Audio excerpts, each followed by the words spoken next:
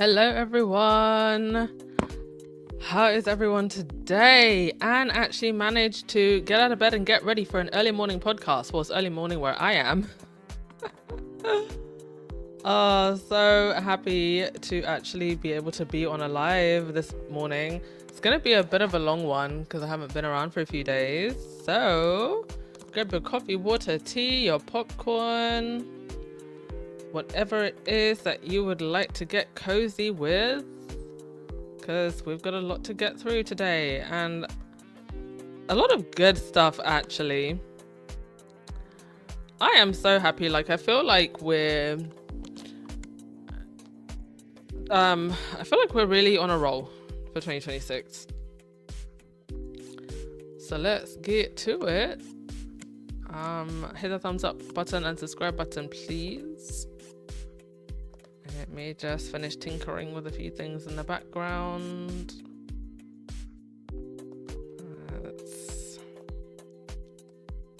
Let's see who's in the chat. I love it when I go on at a different time because I feel like I see people who I don't see. Hey, Connie Barmer. Alan Vernon, a member for 41 months. Woo! Thank you so much, Alan Vernon. Thank you for being here. Yes, I do see your buy me a coffees. I do see them. Sorry, I don't always shout them out, but I do see them. Appreciate you so much. Hey, Wendy Loman, Gwendolyn, Connie. Fancy. Hey, Emma. Lovely Shay. Hey, lady. Kat Harlem. Hey. Ryan Anderson. Hi. Okay. Let's get into it, shall we? Because there's quite a few things to get through. Let me just double check one thing on the back end, folks. Okay, that is on. And right, first things first. Let's start with a major win. A major win for everyone, actually. There's been a lot of debate about this, actually, whether or not this is the right way to go down. People arguing about, okay, does it also affect other things in terms of freedom of speech and all of this, and you know how these platforms are run. Ultimately, I believe that this is a good thing. Ultimately, I think that social media platforms being held accountable for their actions are a good thing. And that space of advocacy is one that Harry and Meghan have been involved in. So this is from the Office of Harry and Meghan. Parents win over platforms. Today's verdict in Los Angeles and yesterday's ruling in New Mexico are landmark victories for families, advocates, and young people everywhere. A powerful message that justice has caught up with big tech. There was a young woman called Kaylee, and the jury basically decided that Meta and Google were negligent, and their negligence directly caused harm to this young woman. And this was all part of a court case where she and her family were arguing that social media became her addiction and that these platforms did things to feed that addiction. And so I hope that this is a warning for the whole social media world. These social media platforms, the algorithms that they create, were created to create an addictive loop. And also, the other thing that's happening with the social media platforms is what you get fed is basically just in one bubble. And for some people, that bubble is a very negative one. It's one full of hate. There's been research around, for example, with young boys, within half an hour of creating an account, they're being fed, stuff like Andrew Tate and you know, you got to think about who runs these platforms, who controls these platforms, and who they're aligned with, especially in this current political climate. So there's multiple things going on here with these platforms and what we're being fed, what is being suppressed, what information is being suppressed versus what's being deliberately fed to us. And then there's also the issue of how all of that comes together to keep people in an addictive loop, and young people whose brains aren't fully developed. And quite frankly, even some grown-ups' brains aren't fully developed. And how that has, you know, creating this world that we live in, the physical world, but also the digital world, because we're basically the first cohort of humanity that live between these two things. We are citizens of the earth. We're also netizens of the internet. So, and you can see why this has been such a big issue for Harry and Meghan, not just what they've been through, Meghan in particular, because there's also people, I mean, I've read on this podcast, people who get stuck in addictive loops that hate on Meghan. And I'm not excusing any of these people. I think they're disgusting. Why would you spend so much energy to the point where they're even writing now on Reddit forums that it's ruining their lives? But there is an element to that, even though they should 100% take responsibility for their own hatred and selfishness, there's an element to that the algorithm and these media sites feed that. So if you are already someone who had some kind of mental deficiency, well, it's either going to be Meghan, or it's going to be whatever other woman they're hating online, or whatever other marginalized group they're hating online that you latch onto. But when it comes to young people in particular, this is long overdue. There have even been cases in the past of Facebook, for example. I remember there was a big thing where they were actually doing psychology experiments on their users without their consent. So I think it was something like Facebook would, or you would see more negative things on your feed by design, or you would see more positive things on your feed by design, and then they would monitor your behavior. Imagine. So there are so many things, and I think this, if anything, this is going to be like the first door that opens in the hallway, and then we need to start opening all the other doors. So well done to Harry and Meghan for being so so involved in this and passionate about this, and not just showing up and window dressing, actually actively getting involved with activists, with academics, funding academics. You know, one of the prizes, the NAACP awards, one of them went to Sophia Noble, who's the author of Algorithms of Oppression. All of that plays into this. So the statement said, Art Philanthropies is grateful to the families, experts and advocates, and to the Parents Network, whose collective voice and shared strength have transformed grief into action, for bringing this truth to light. The floodgates are now opened. There will be more causes, more demands, more reform, and more instances on responsibility. The question is no longer whether social media must change, it's when and how and fast. And you know what? I think a huge part of that is us just being very selective about what we engage with and the way we engage. If the product is free, you are the product. Yeah, money is also the advertising dollars. That's a major part of it. Kat Harlem, thank you so much for the super chat. You said these platforms make billions. These financial losses are pennies to them. However, it's a great start. Indeed, and that's the other thing. Yeah, let's rinse them dry of all the pennies, because it's nothing to them versus the consequences. I mean, Facebook is being made to pay something like 350 million in this is a whole different case.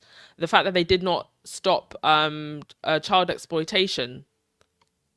For years, there's been an issue of a really big issue on Facebook groups of men making groups where they share explicit images of women. There was even one case years ago that centered around the US Army. Women in the army having explicit images and videos shared by their fellow army men in groups, and Facebook not doing anything about that, the government not even doing anything about that. Um, and part of the reason they don't is because it actually drives traffic. I remember seeing something the other day, Telegram, which was hailed as this app of, freedom away from the machine, out of the matrix. It's now it has one of the biggest valuations for a tech company. The amount of denigrating images of women and children and people on that app, that's the reason why the valuation is so high. So, and when we talk about this ruling now, we're looking at Google, Meta. These are platforms that are meant to be within the so-called respectable mainstream platforms. How we then extend this to platforms like Telegram and all these others, that's going to be a whole nother battle. But this is a start. Benjamin, if your phone even hears you when you talk about Harry and Meghan, you get content. Pro or against? Yes. This is another thing. Go into your settings. When they change terms and conditions, they also change settings. It's one of the things that I've been meaning to do for a while now, because I feel like my feed is a complete and utter mess. So if you're feeling like you're not really getting what you want on your feed, go and change the settings, and you need to hit that do not recommend button as many times as possible. But it's true. Even like the sound settings on your phone now, if it hears you talking about dog food, or if it hears a dog barking in the background, then you start getting dog food adverts. It's actually insane.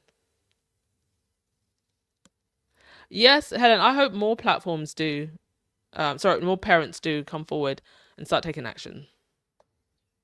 Okay, that's a brilliant win. Next thing, yeah, let's get into the. Oh, I was gonna say let's get into the nitty gritty, but let's actually get into some good stuff. Let's get into some good stuff first. So,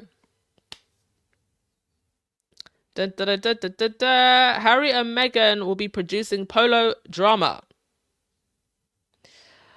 Now, first of all, let's focus on the good part here. I'm glad to see this. So we had Polo, the reality TV series, which didn't quite land well. I'll say I'm not a huge fan of reality TV. But I appreciate that there's an element to it that it is its own its own art form. And in order for reality TV to land in the way that it becomes a cult following, say the way Housewives did, Big Brother, there is a formula, Kardashians, there is a formula that you need to follow. There are the ways in which the storylines and the people, even though it's meant to be reality TV inverted commas, there is a structure in that you need to follow for people to really latch onto the characters and be invested. Because even though it's meant to be real with the small r, they're still characters. It's the reason why even to this day, I don't watch reality TV anymore, but I used to watch like Real Housewives of Atlanta and Nene and Kim and all of them lot. There's a reason why they're still considered the OGs and still loved even to this day, even though they're no longer on TV or not in reality TV anymore. And I think that's where, unfortunately, Polo, that Harry and Meghan did, the reality TV one, why it didn't really land, perhaps in the way that it could have. And then you also had trying to make people perhaps relate to a sport and medium that maybe they're not familiar with. So there was a lot that it was working with before before it could have been able to become like the type of reality TV show as some of the other faves in the space in the market. So what I see with this Polo being a drama. I don't know if this was ever in the plans, but it feels like a pivot, and a very smart one, because Polo definitely had legs. Like, there was interest there. It just didn't land in the way that I think they would have wanted it to. And so I'm very excited to see this. I think as a drama, um this could actually be a lot more successful.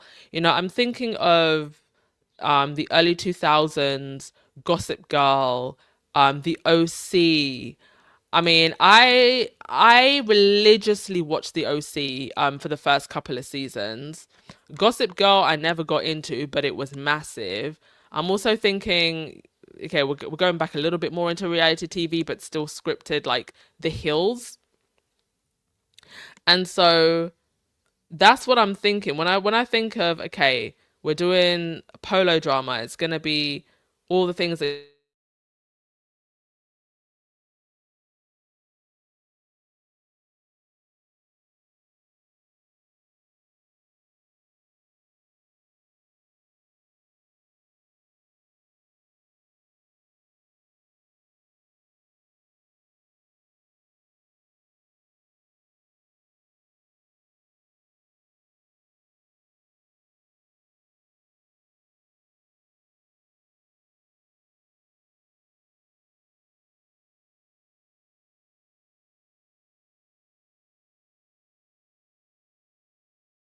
is developing a polo themed drama, which the Sussexes are executive producing under their Netflix deal. It comes from the duos Archwell Productions and Josh Schwartz and Stephanie Savage's Fake Empire. Um, the untitled project is an upstairs, downstairs drama set in the high-flying equestrian world of Wellington, Florida, which involves around the messy dynamics between two rival teams and the families that lead them. Who will executive produce alongside Archwell's Prince Harry and Duchess Meghan, with the head of script content Tracy Ryson. The drama is believed to stem from the docuseries Polo, which followed the teams competing at the US Open Polo Championship held in Wellington, and the family dynasties involved. A passion project for Prince Harry, an avid polo player who has lots of friends in the world. The docuseries did not draw a lot of eyeballs and ran for one season. The scripted show is widening the scope of what is considered the sport of kings beyond the rich owners and players. Yeah, I love this. I think that this is going to land a lot better than the reality TV. And my bet is that I'm placing my bet on it becoming like a cult classic like the OC. Like, I'm that confident. But of course, all of this flies in the face of the rubbish that Variety was spewing just a few days ago. So what do they have to say now? And this is the problem, and what, Meghan said at one point. The lie always travels further than the truth. And unfortunately, there are people that only want to engage in and believe the lies.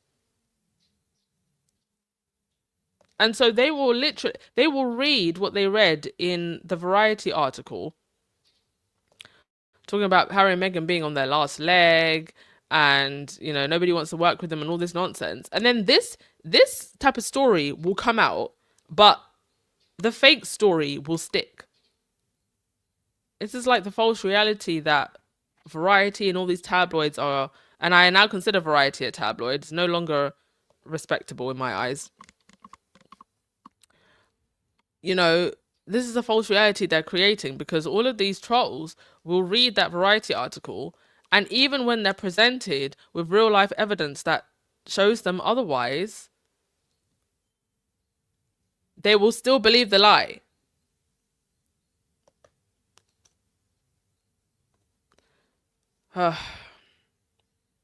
Anyway. Oh no, wait, did the sound go? Wait, how long did the sound? Okay, sorry, I didn't see your comments. Can you just can you all let me know how long the sound went for? Did it go for a long time? Or was it just like a couple of seconds? Joan, you said, I like the Polo characters and I'm glad it will become a drama. The people were interesting. Glad you liked it. Okay, so let's have a read of this. From our besties over at Feminagra. So there is something deeply satisfying about watching a narrative fall apart in real time. Isn't it just?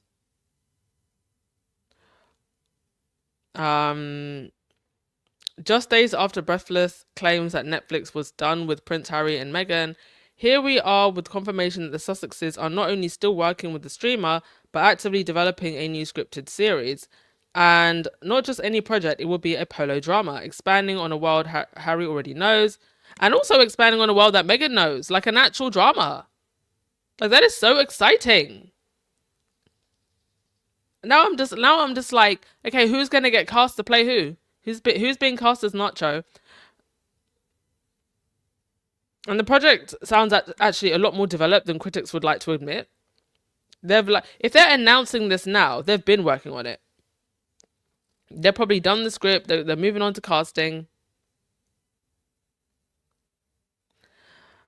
And according to Variety, none of this should be happening. It was only last week that Variety confidently painted a picture of a collapsing partnership. Anonymous insiders were wheeled out. Familiar language appeared. Tired claims about fatigue, no output, and the implication that the Sussexes had somehow run out of Hollywood. Anybody that knows anything about movie making, some of your favorite movies were in production and going backs and forths for a decade before they were ever made.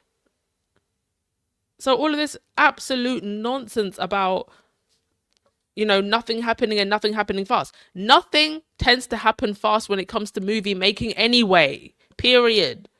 Doesn't matter if it's Harry and Meghan or anybody else. Quite frankly, what Harry and Meghan have given us in the scope of time is quite remarkable, while doing all the other projects that they do individually as well. Thank you for those of you that commented on the sound. I genuinely don't know what happened there. Apologies. Like, it's quite remarkable what they've been able to work on as a new production house, by the way. And a huge part of that is because they had the infrastructure of Netflix. Typically, without such an infrastructure, you'd be looking at even longer. This is just how films work. I don't know. I mean, they're out here talking about Harry and Meghan are taking forever to make like whole movies and TV series. Babes, your faves can't even show up consistently for their charities over in the UK. Yeah? So bring that energy to the other royals who don't visit their charities for 8 years and then get called out on Zoom calls.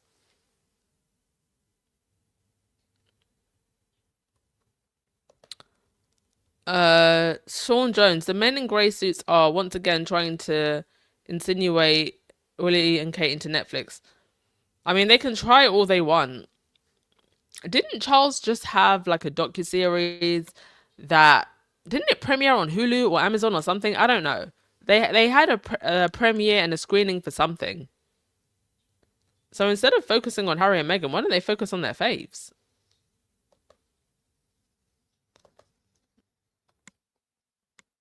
Anyway, here we go. It's coming. Polo drama. The Netflix chief content officer, Bella Bajarai, shut down all the speculation and confirmed that Harry and Meghan have multiple projects in development. And you know what's even more insane is they're probably anticipating all of this more than we are. For me personally, as a fan, I'm like, whenever Harry and Meghan decide to give us whatever it is that they're going to give us, I'll be here. But they are on the edge of their seats, falling out their snuggies. The last few days of coverage tell a story. And it's not a flattering one for the outlets driving it. You know, Variety's framing just became a cascade of headlines appearing across multiple platforms, each one more dramatic than the last, but none embedded in truth or even seeking truth. The Daily Mail, the Daily Express, they're all talking about collapse, the Netflix deal, even MSN, meant to be, again, one of the legacy online media brands that you used to think was reliable, because they're all working off the same model now. It just shows how quickly a storyline can be accepted as truth if it's repeated often enough. And that's the point. You have one outlet like Variety who'll put the story out and the rest will repeat it, hoping that the lie becomes the truth. Narrative first, facts later. Outlets like Variety deserve so much more scrutiny than they're given. In fact, they deserve all the lawsuits.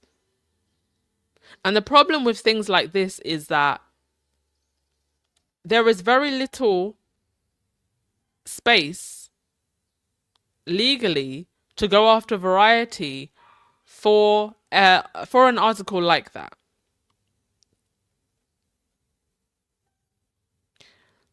Because yes, what they said was lies and misinformation, but if you were to take that to the court, well, what would the court say? Oh, well, they didn't say that you killed anyone. Oh, they didn't say that you abused anyone. No, they didn't, but it doesn't mean that the content does not sorry. It doesn't mean that the content does not cause any harm. You don't literally have to say that someone killed someone or abused someone for it to be something that causes harm. And if you're spreading all of these little lies consistently, they frame a wider narrative that is harmful. Okay. Oh, what's this? Thank you so much for the super chat. Leslie F. You said correct, Anne. I live next to Trilliff Studio near Atlanta, 27 Studios. They are filming movies right now that have release dates for 2 to 4 years from now. Netflix Studio is 20 minutes from me. Thank you so much for confirming that, because this is, a lot of people don't seem to understand this. Obviously, the media spreading these lies understand this, but perhaps the average everyday person doesn't understand that it filming a movie is you're not filming a music video. Everything that involves, you think of the amount of people that are involved in a production. It takes a long time to film a high quality movie.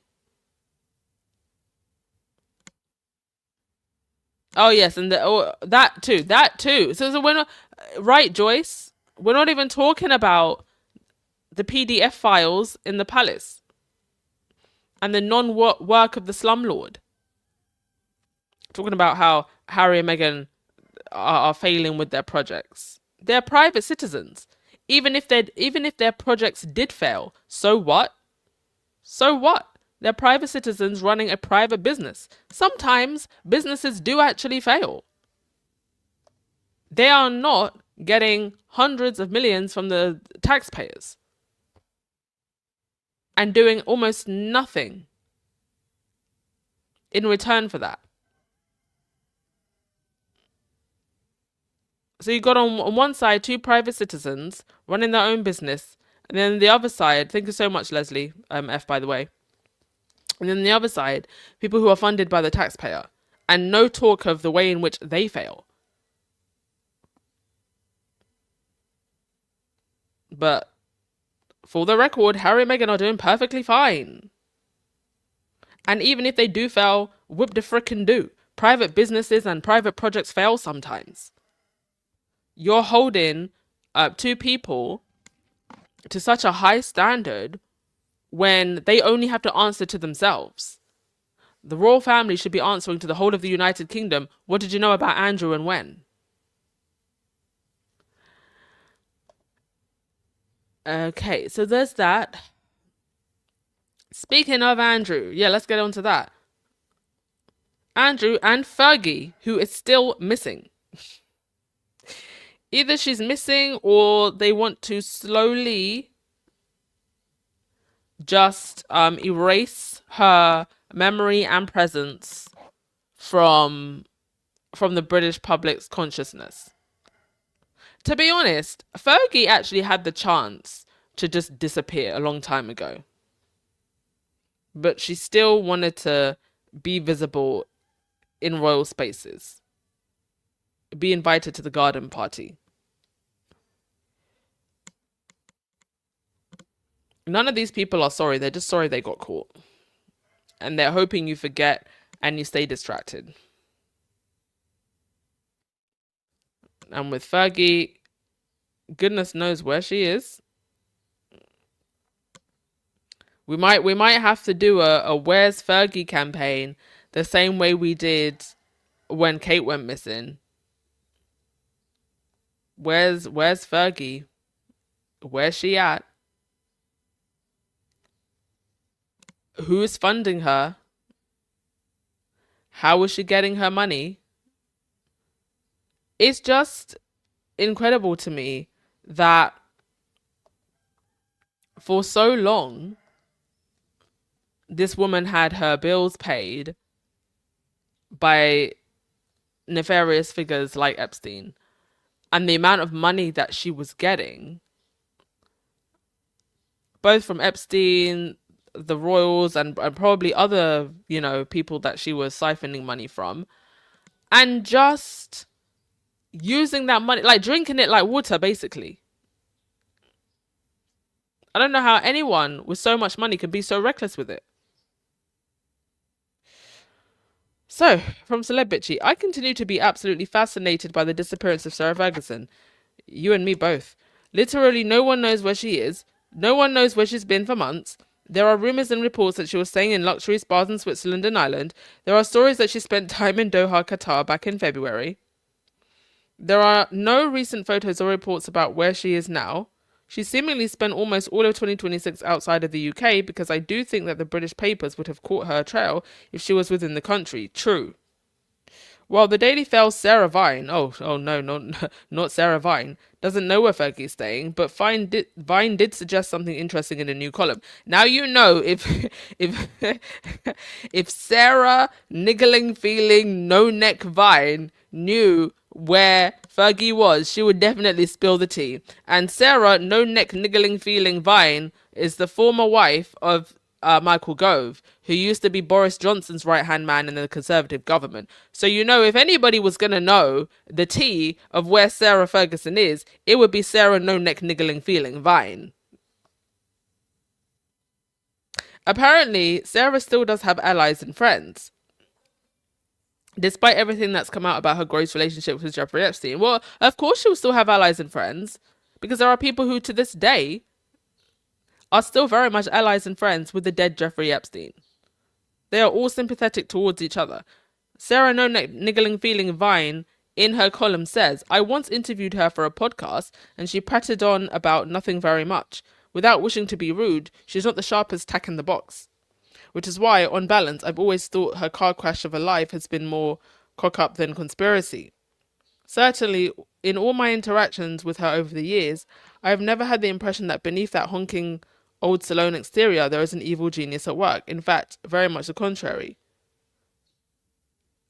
I mean, maybe not an evil genius, but a desperate clown, absolutely. What do I know about her? What I do know about her, however, is unlike Andrew, who cuts a sad, lonely figure, abandoned by all who want to see him and dependent on the kindness of his brother, who is not so secretly furious with him, Fergie still has a close group of friends whom she can rely. How else would she have remained so efficiently hidden, some might say shielded from public view, all of these months? Now, that may be the case for now, but how long are they going to house and board this grown-ass woman? Now, obviously, rich folk, they're just like us in many ways. You have a friend who's going through a hard time, but most of us, our friends who are going through a hard time, weren't friends with Jeffrey Epstein. How long are they going to have patience for her? She vacated Royal Lodge at the same time as her ex-husband, Andrew Mountbatten Windsor, and the pair have once described them as the happiest divorced couple in the world, have finally gone their separate ways, at least for the foreseeable future. While she remains holed up at Sarandon following his arrest and subsequent release without charge in February, she has remained under the radar. She's more elusive than Scarlet Pimpernel, harder to track than Lord Lucan. She is, when you think about it, the most famous missing person in the UK, and yet she hasn't been photographed once, despite the best efforts of His Majesty's press. I mean, for all we know, His Majesty's press could have been very much instructed not to pap her. She wasn't even spotted during her final flight from Royal Lodge. Those players on Celebrity Hunted could certainly learn a thing or two from her. What's her secret? Simple good mates. Someone as recognizable as Fergie doesn't remain that well hidden without some serious backup, funds and transport, and the generosity of friends. Who are these friends? Because her bestie was Jeffrey Epstein, and he deady, and has been so for a while. So who else has been funding her? Who are these people? So why does she inspire such loyalty? It's not as though, stripped of her titles and royal connections, ostracized by her charities, cancelled by her publisher, penniless, homeless, and a social pariah, she has anything left to offer them. Exactly. What does Fergie even have left to offer them? What is she offering these people? I tell you what she does have: secrets. People buy secrets. There's been all this talk about, Andrew and spies, and people buy secrets. What secrets is Fergie selling? Because I don't know what else she would have to offer them. It's not unusual, and this, in days gone by, when these royals and aristos, Wallace Simpson, and they would ride off the coattails of their royal titles. But that was back in the day. What does Fergie have to offer these people? Having said that, some people are so desperate to be in proximity to any level of fame, royalty, what have you not. They will happily house and board Fergie. So for some people, it could just be desperation for proximity. And yet, personally, I know of at least 2 people who have stepped up to help, and I'm told there are plenty more. It's in times of trouble that you discover who your true friends are, and it seems the former Duchess has more than a few willing to stick by her. I asked one of them, a good friend of mine too, why, and she said quite simply, it's because she is a very loyal friend. She never forgets a birthday, always sends a present. Nothing flash, just kind, sweet and thoughtful.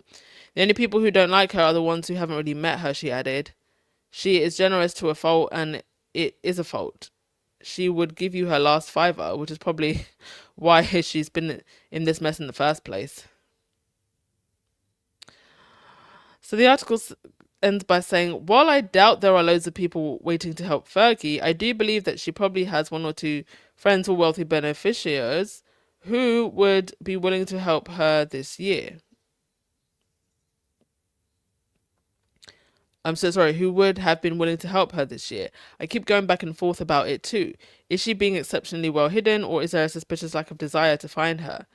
It's really curious to me. This is the same press apparatus which manages to find the call letters of an American private plane used by Prince Harry while he's still in the air, but they can't find a train wreck like Sarah, who has always been known for talking too much and spilling her purse out to anyone and everyone. What's really going on? I'll tell you something else I find suspicious. If Buckingham Palace wanted Sarah found, she would be found. So, why don't they want her found? That is a good question. And it definitely begs the question, is it that she can't be found? Or is she being hidden? And if she's being hidden, why is she being hidden? I get the feeling we'll find out soon. I don't think it'll be too long before we find out. Hashtag where's Fergie? Hashtag find Fergie. Hashtag is Fergie alive? What are your theories? Yeah, Leslie, this is one of the theories. I think Buckingham Palace is afraid she knows where the bodies are buried.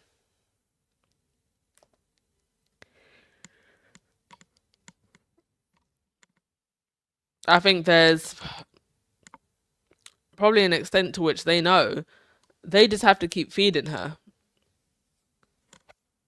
Keep feeding her or she'll spill the beans herself. And those are some very messy, rotty, tacky beans, smelly beans. Fergie is selling the rights to her books so they can keep her close. I mean, okay, so she goes and she writes this book. Publishers are not going to give you money unless you really spill the tea. And to be honest, we've already had so much tea spilled. I don't know why the peasantry isn't marching down Buckingham Palace. You've literally got pictures of Andrew with a small toddler playing with a fake boob on the floor. You've also got pictures of Andrew on the floor hovering over women who look very young. So with all of that already in the public domain,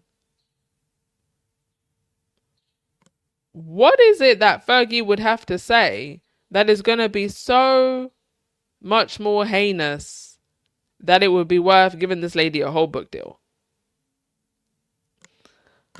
I mean, the mind can't even comprehend how disgusting these people are, so perhaps there is even more. I don't think we've seen the half of it, and quite frankly, I'm an empath, so I don't want to know the half of it. Yeah, she's been begging for money for 30 years. She doesn't know what else to do.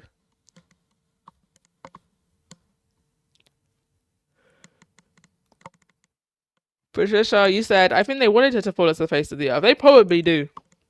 I mean, keeping it real, that'll be the safest option for them. Safest option for people that don't want Fergie to say anything.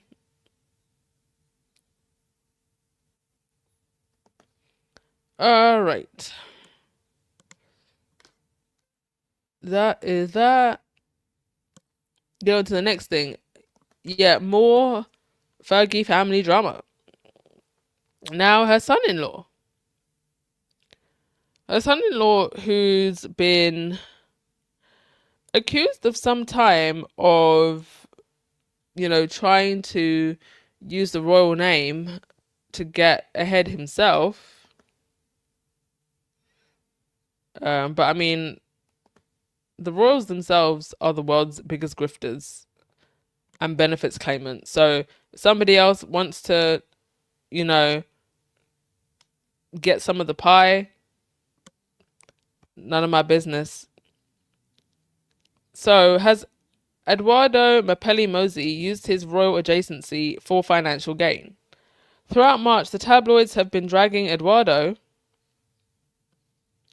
who is Princess Beatrice's husband and father to her two daughters. Edo also has a son, Wolfie, with his ex-fiancée and current business partner, Dara Hung. Hung? Dara Hung. When Edo and Beatrice got together in 2018, it was a whirlwind romance involving Edo abruptly dumping Dara and going all in with Beatrice. Edo and Bay married in 2020 during the pandemic, and Edo has enjoyed being married to a princess ever since. Then it all went to hell in recent months because Beatrice has been scapegoated in her parents' associations with Epstein. There are so many reports of Edo flying to Florida for months instead of taking care of Beatrice and their girls. They're saying he's self-absorbed, that he needs attention. They're saying he's arrogant and that his marriage is in a shambles. Well, now they're pointing out how Edo has used his royal connections for years to promote his business. Well, duh, we've known that for some time. Anyone with a passing interest in the House of York saga will know that Princess Beatrice's dashing husband is in the property game. They might also be aware that Edo, as he is known, has sure-footed good taste evident from his interior design projects, and that everything about them and him speaks of high-end refinement and a rare attention to detail. And yet, when he first appeared at Beatrice's side, some who follow the royals couldn't help feeling a sneaky bit suspicious. I mean, they're all social climbers in this circle. So, the social climbers climbing on the social climbers.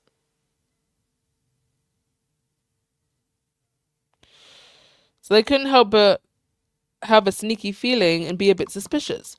Was this Deb Noir Latin charmer?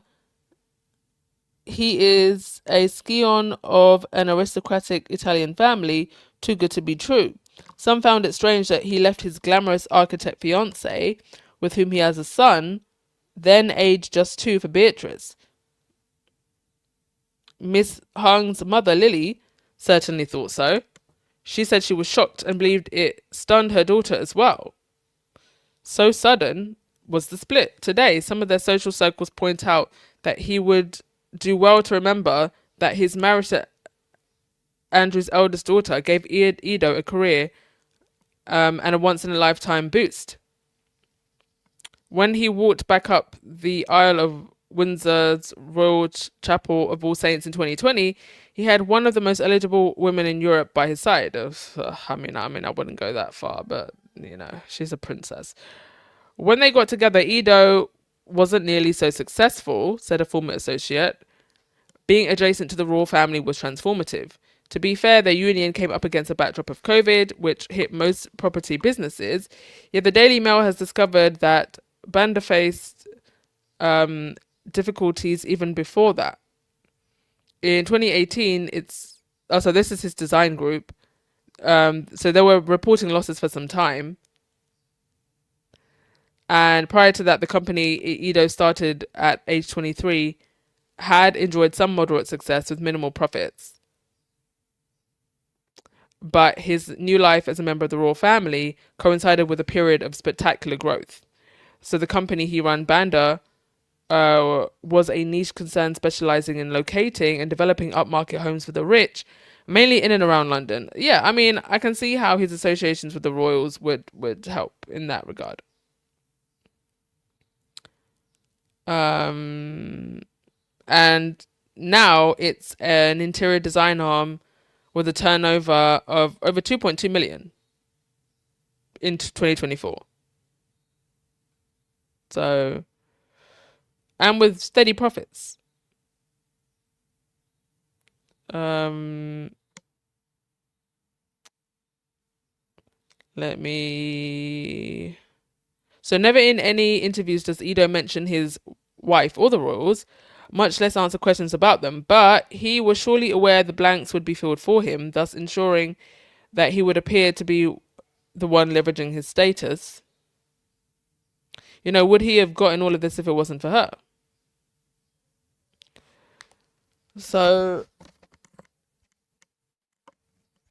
the article goes on to say, while I would say that Beatrice was an eligible bachelorette in the UK, I remember Beatrice's vibe pre-Edo. It was sad sack miss lonely hearts, can't find a man, especially after Dave Clark dumped her and after their years-long relationship. In fact, that was why many people were so suspicious of Edo. He seemed to be working an angle with desperate and lonely princess, and he was always rather blatantly using his royal adjacency to promote his business. This mail piece is just pointing out what has been out in the open the whole time, that Edo comes across as a user, and that likely he saw his marriage to Beatrice as a way to get ahead professionally. Indeed. I mean, he definitely has that old school aristocrat, charming looking face. And I can get why some people would have been like, oh, he went for her. But when it all comes down to it, they're all users and they're all social climbers. So, I mean, what do you expect? Like, it's like you're in a snake den.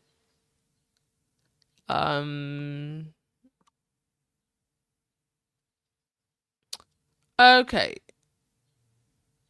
Let's move on to the next thing. I think that more will come out about this whenever we finally get back to talking about Andrew. We should not be distracted. Also, shout out to all of the people who are still showing up and still heckling. Please continue to heckle. Charles and Camilla were at an event and they were being heckled still. Please keep up the heckling. More heckling. Never stop heckling. Also, Anne was heckled as well.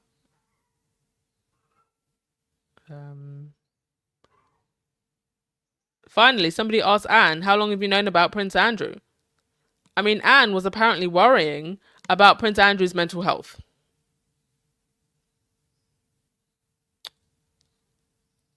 And also, I mean, nobody actually even bothered to cover that event for Anne. She had gone up to Oxford. No rota was sent out. And quite frankly, I don't think the rota would want to go. They're not going to get clicks for any of Anne's 364 million engagements that she does. But she was met with the Republic staff shouting, what did you know about Andrew? Keep shouting it, folks. We appreciate your efforts. By the way, I actually don't think I managed to get it on a slide. But one of the squaddies from Brazil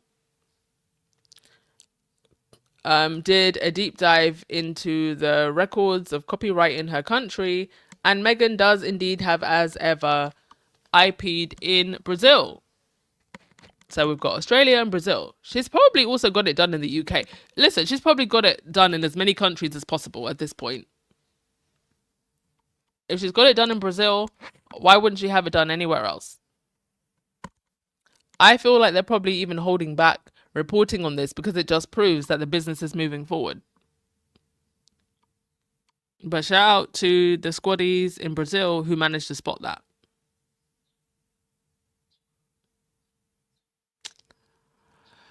So they had a ceremony in the UK.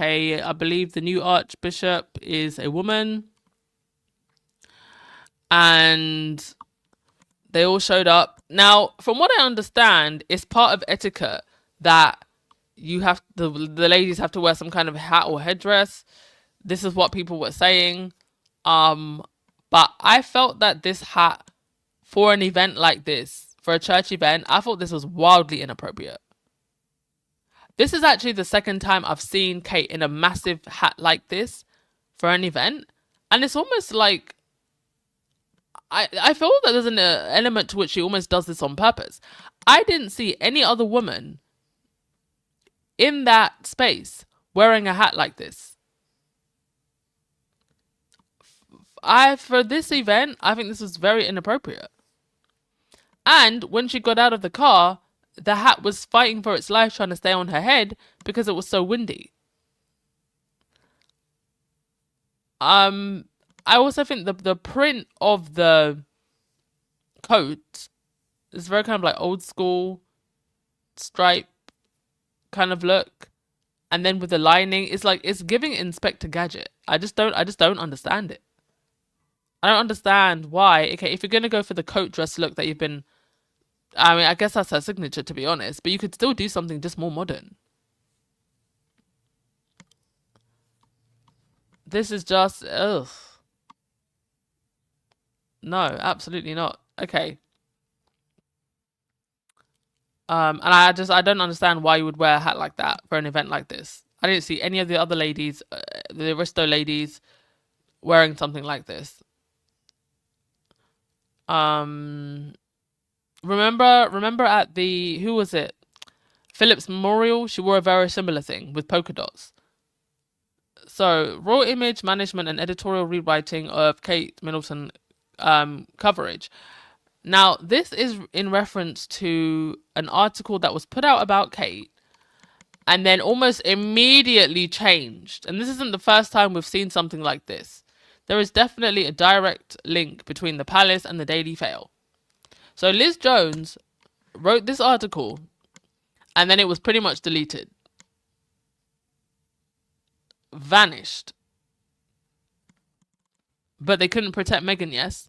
So a Liz Jones column that mocked Kate Middleton's performative gurning appears to have quickly been softened.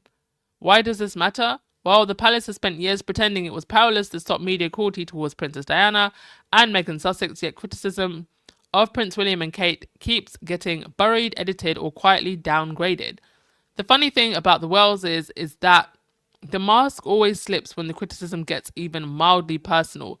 For years, the line from the palace defenders was that the institution could not control the press, not stop the cruelty, not protect Diana, and could not shield Meghan, could not do anything except sigh and carry on. And yet somehow, stories that embarrass William and Kate have a habit of vanishing, being rewritten or returning in softer packaging. And here's another example. So what did she write in her article? She said, I imagine Kate's face must be aching with all the performative gurning. There, the couple were at the recent BAFTAs, failing to read the room that was more concerned with their Uncle Andrew's arrest, facing accusations of misconduct in public office. His homes had been searched, his emails scoured, yet on the Wellses, ploughed. Jones was unusually blunt about William and Kate's grim little habit of smiling through scandal. In the version circulating on March 20th, she wrote, I imagine Kate's face must be aching with the performative gurning. She also tore into the pair for breezing through public appearances while Prince Andrew's arrest dominated the backdrop. It was a rare moment when a male columnist stopped pretending the Wells' chief gift is looking solemn in expensive clothing and said the obvious. Their relentless beaming looked false, tone-deaf and morally vacant. And then, just like that, the sharp edges appear to have been dulled. I cannot independently confirm every stage of the Daily Mail edit trail because the site blocks direct access via the web tool, and once archive requests rate limited, but there is enough visible evidence to say this much with care.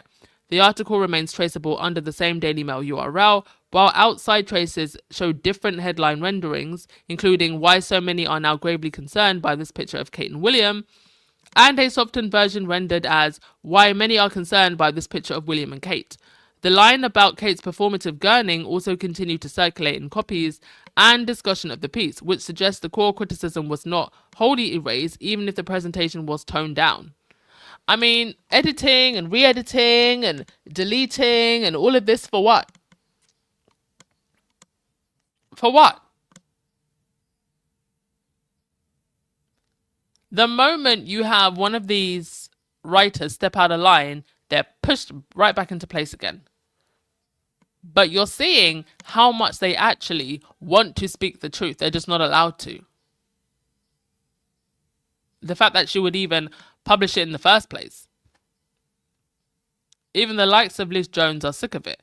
And they know full well, if they write anything critical of the other royals, let's be honest, it's going to get more traction than Kate showing up to a farm to pet a sheep or something.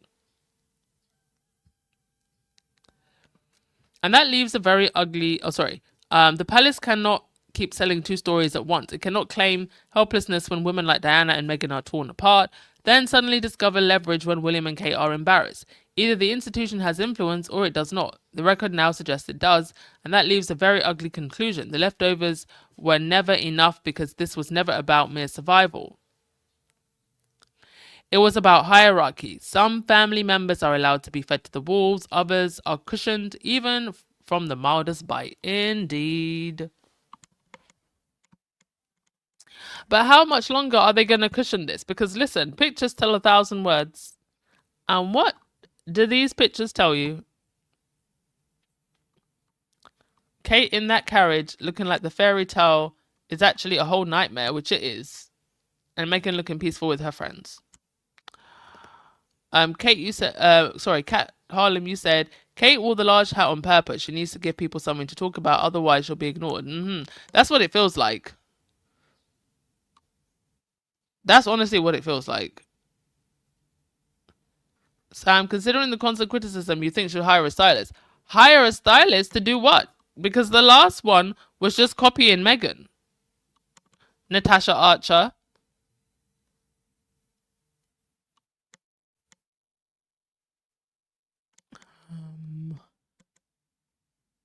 Yeah, resistance. That's honestly what it feels like. It's like she had to do something to bring attention to herself at a church gathering.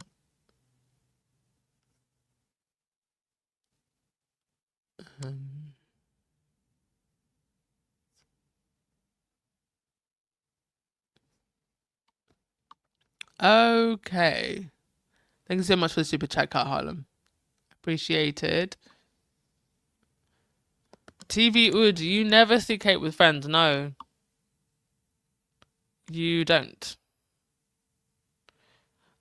I think that a lot of these royal women, because of the circles that they're in, I think they're very paranoid.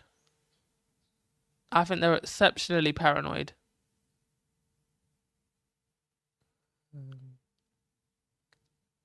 And you would be, because it's like being in a snake's den. Okay, that is gonna be all from moi. Appreciate you all so much. Gonna try and end with your comments, and then we will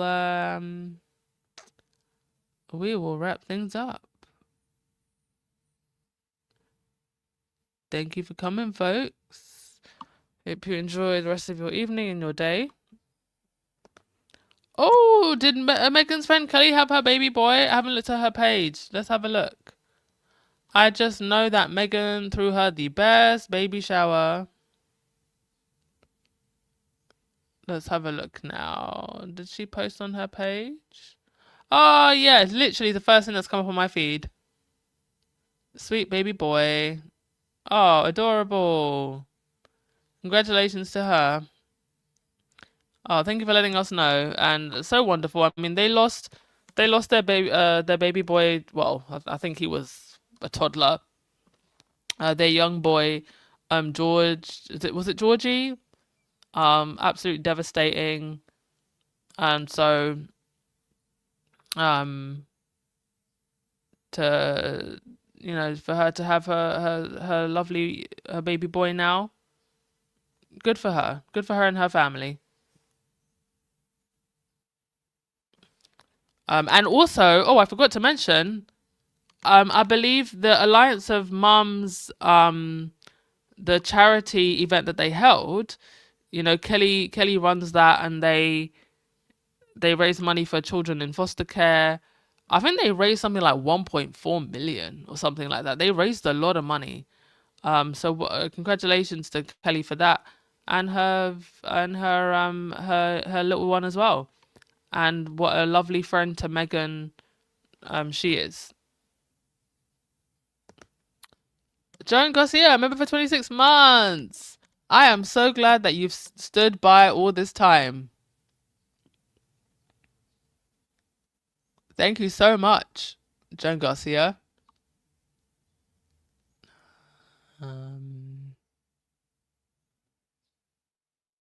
Oh, Georgie was 9. My bad. I do apologize.